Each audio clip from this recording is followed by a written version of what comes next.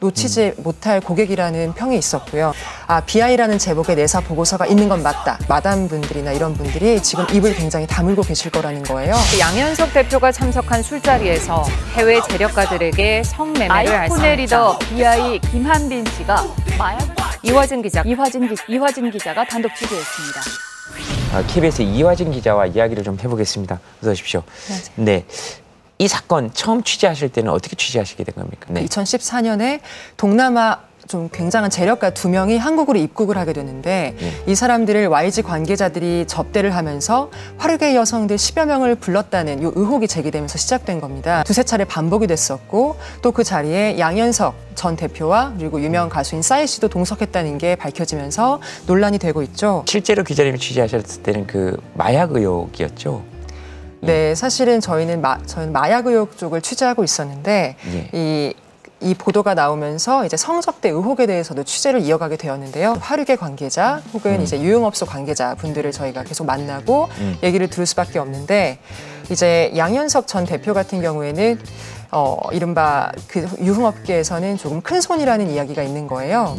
많게는 뭐 수천만 원, 적게는 수백만 원 이 정도의 돈이 드는 접대를 해왔었고 또 이를 대부분 많이 부담을 해왔기 때문에 놓치지 못할 고객이라는 평이 있었고요. 핵심 인물로 취재를 해야 되겠다 하는 사람은 누가 있을까요? 지금까지 보도에 가장 많이 등장하고 있는 이른바 정마담이라는 분입니다. 그러니까 양현석 씨나 싸이 씨가 동석했던 그 자리에 화류계업소 여성들을 부르신 사람이 바로 이 정마담이라는 분인데요. 원래는 승리 씨와 친분이 있던 걸로 알고 있습니다. 근데 원래 승리 씨가 이분을 양현석 씨에게 소개시켜주면서 그 고객이 되었고요. 정재계 인물들까지 모두 관리를 하고 있다는 것을 취재원에게 들은 바는 있지만 아직 의혹일 단계고요. 아무래도 업계 특성상 신의를 지키는 것이 이제 업계 룰이기 때문에 아무래도 좀 내부 고발은 좀 어렵지 않을까. 성접대 부분은 지금 경찰이 수사 중입니다. 그래서 경찰은 정마담 그리고 당시에 뭐 동석했거나 관계가 있던 뭐 10여 명 정도를 싸이 씨도 이제 참고인 조사를 마친 상태이고 이제 곧 그 당사자인 양현석 씨도 소환 조사를 앞둔 예정인데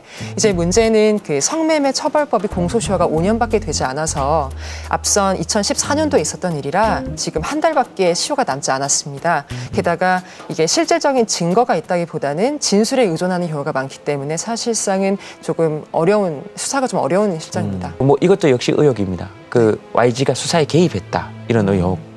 이야기하신 적이 또 있으시잖아요. 그 부분을 최초로 지금 취재하시고 보도하신 거죠? 예. 아이콘이라는 YG의 남성 그룹이 있고 여기에 전 멤버였죠. 이제 BI라는 그런 멤버가 있는데 이분께서 3년 전인 2016년도에 그 LSD라는 1급 환각 마약을 이렇게 교부를 받게 됩니다.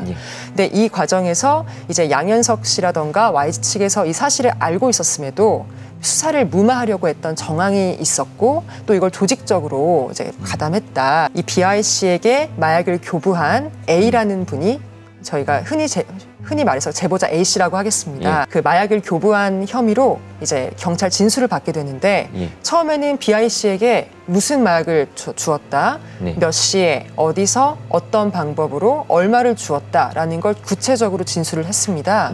근데 그 이후에는 말을 번복을 했어요. 근데 사실상 저희가 합리적인 생각을 할 때 앞에서 이렇게 구체적인 진술이 나왔으면 경찰이 당연히 수사를 해야 되는데 마지막에 진술을 번복했다는 이유 하나만으로 더 이상 수사를 하지 않습니다.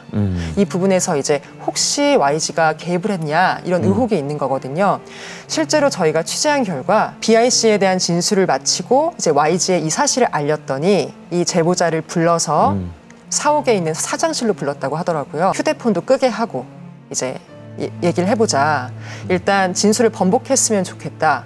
변호사를 선임해 줄 테니 그리고 연습생이라고 알고 있는데 이 업계에서 연습생 한 명에게 불이익을 주는 건 어쩌면 쉬운 일일 수 있다. 그러니 말을 들어라 라는 식으로 회유와 협박을 했었고 실제로 이 말을 듣고 변호사 선임을 통해서 진술을 번복하게 됩니다. 그래서 일단 수사가 지금까지 이루어지지도 않은 거고요. 네, YG의 반응은 지금 어떻습니까? YG뿐만 아니라 양현석 씨에게 저희가 아주 많은 질문과 답변을 요구했지만 단 한 차례도 들은 적이 없습니다.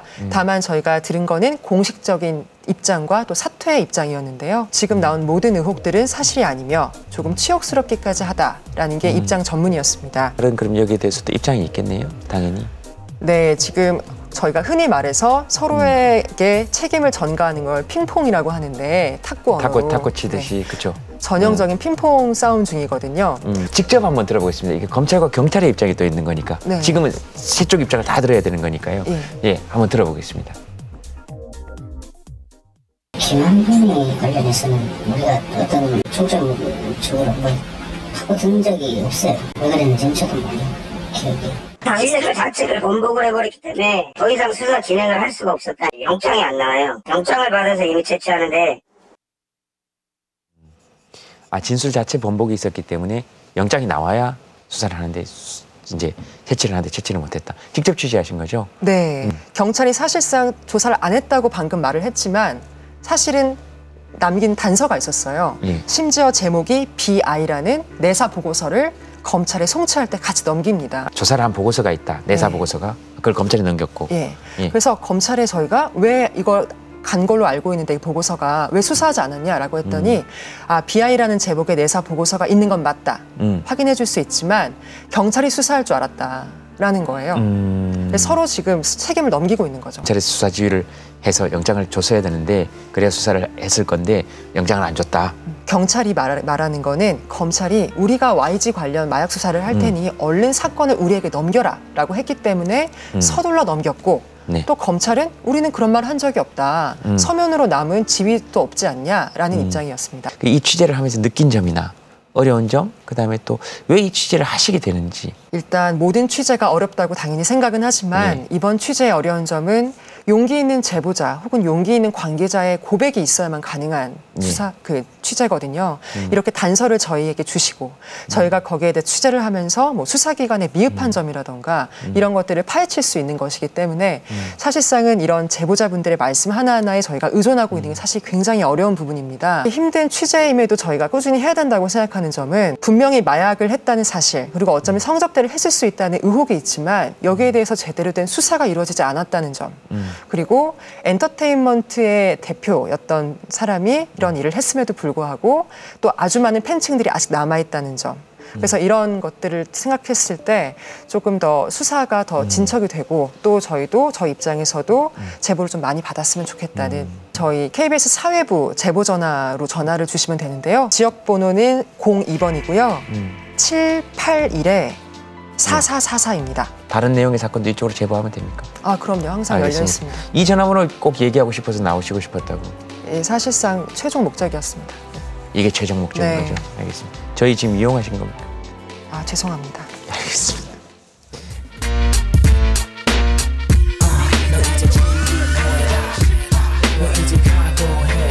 백색가루에 뻗친 끝이 없는 욕심 다음 차례여 다 들어 팔아 넘겨 배째운 돼지여